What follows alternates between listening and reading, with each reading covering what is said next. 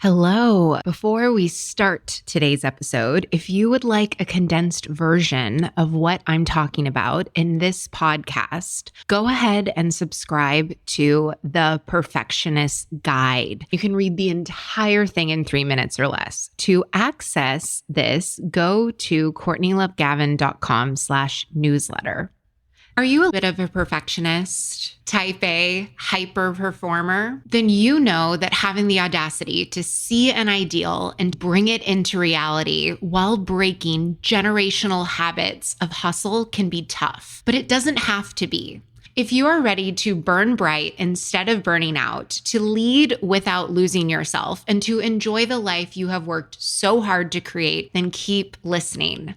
I'm your host, America's leader on rewiring perfectionism, CLG, and this is Perfectionism Rewired, the podcast. Welcome to Perfectionism Rewired. Today we are talking about when you are obsessed with your mistakes. Being obsessed with your mistakes is a favorite perfectionism pastime. I was so fixated on my mistakes. I still remember when I was head of global publicity and public relations for Awesomeness, and we just finished a very successful VidCon where John Legend and Will Smith and all of these big clients were in this lounge gifting suite that I created. My boss, the chief marketing officer, and I were leaving VidCon, and he said, "Hey, CLG, you did great on this.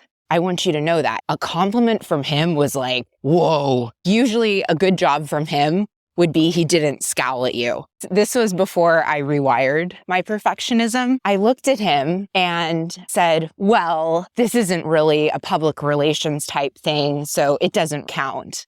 And I brought up a mistake that I had made. I still sort of cringe when I think about that. And he looked at me and said, CLG, that right there, he's like, that's going to be your downfall. He's like, you need to work on that. But I didn't see any other way to go about it.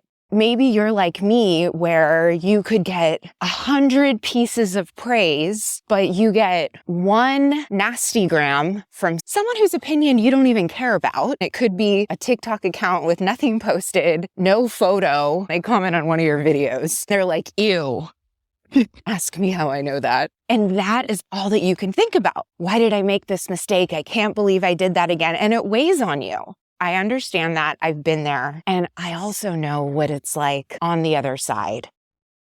We are obsessed with our mistakes because we've been conditioned to be that way. If you went through the traditional school system, there were the right answers and there were the wrong answers. Schooling, education prepares us on how to learn, but it doesn't prepare us for how to live and how to thrive. When most of you come to work with me inside of Perfectionism Optimize, my one-on-one coaching program, you're like, hey, I've worked so hard. Like, my life is really great. Your family, your romantic relationships, your career, your health, like, you're in a really good place on paper, except you don't feel that way at all. You're like, I should be able to enjoy this. You're not able to, and it's not your fault. Like, it's not your fault that you are obsessed with your mistakes, and it is your responsibility to change that. It's your responsibility to rewire so your kids don't inherit that same trait of being obsessed with their mistakes. If you continuously ruminate over your mistakes and what went wrong in the past, those thoughts and emotions become wired into your internal dialogue. That actually obscures the way that you perceive yourself. Over time with perfectionists, the neural pathways of self-criticism, they get so strong that those fire up much more quickly than any other connection. It's why we don't even realize that we have the option to choose reflection over rumination. You've never been taught the skills of how to be in a productive relationship with your mistakes. It would be like if you grew up in a place where it's perpetually sunny and it starts snowing and you are just bewildered. You don't know what to do. Your rainbow sandals are flipping and sliding all over the place. You're freezing. So what do? You avoid it at all costs. It's nothing wrong with you. It's just a deficit in your skill set. And the most awesome part is that you can learn this. It is a learned skill. If you have the ability to be obsessed with your mistakes, that means that you also possess the ability to be obsessed with your wins. Mistakes are part of the process, just like rain is part of the weather. And it might not be your preferred weather, but it doesn't mean it needs to limit you in any way. And there's also lots of cool things that you can do in the rain. I can't think of any right now, but like snowing, you can ski, you can snowboard, you can sled. Different weather doesn't need to be to your detriment, just like mistakes don't need to be. That's why we do our best to be perfect, because when you did make a mistake, you were penalized for it. Maybe you would get stuff taken away when you were younger for mistakes. If I didn't get good enough grades, I couldn't do certain activities. Even when I was in college, holding positions of leadership in my sorority and with the newspaper, if I didn't have like above a 3.5, I couldn't be in certain organizations. It sets this mistakes are bad, that it's something to be scared of, to run away from. And so when it happens, part of the obsession is because you want to make sure that it doesn't happen again. And I'm all for that. However, clients that come into work with me inside of Perfectionism Optimize, my one-on-one coaching program, none of them are obsessing over their mistakes correctly. Because there's a way to do it, which I teach you, where you solve and evolve. You solve for the reason why it happened, and you evolve so you don't make the same mistake again. I'll ask you like, hey, why are you obsessing over this mistake? It's because they've made it before. See, that's the other thing. When you make a mistake and then you're like, but I got 99 awesome reviews. Why am I obsessed with this one? I should be happy. You're serving yourself a crap sandwich because you're feeling crappy about feeling crappy. I've yet to meet a perfectionist that's obsessed with their mistakes because they love to see where they can grow. The third thing, you believe the mistakes mean something deeper about you.